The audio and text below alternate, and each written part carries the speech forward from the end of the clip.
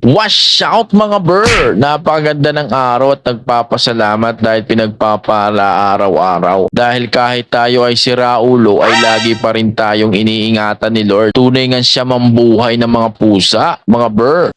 Wow, me. Tara, samahan niyo ako magpa-bless. Dahil nga sa sunod-sunod na muntikan na tayo maging alaala dito sa mundo ng mga tao, ber. Sheesh!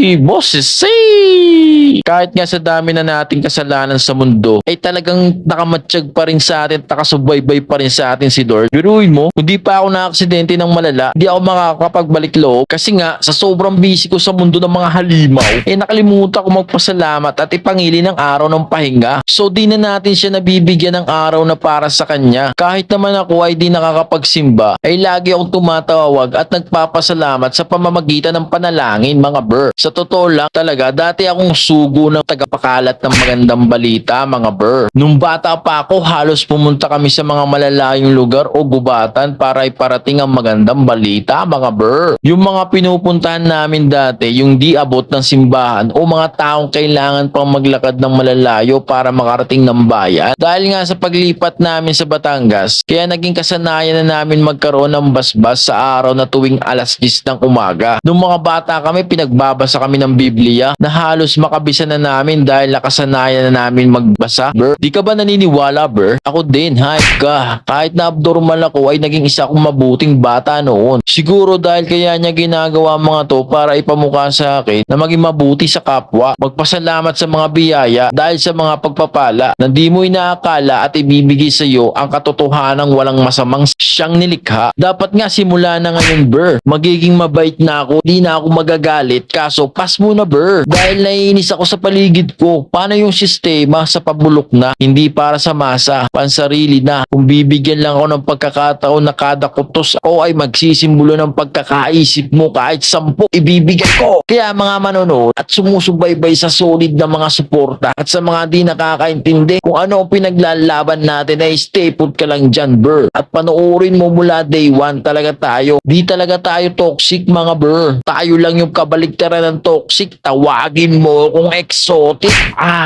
At sa mga sumusuporta, maraming salamat. Wash out sa inyong lahat. Salamat sa solid na suporta para sa paggawa natin ng sarili nating mga mundo. Huwag niyong kalimutang humingi ng tawad at magpasalamat sa taas. Mag-ingat kayo palagi. God bless.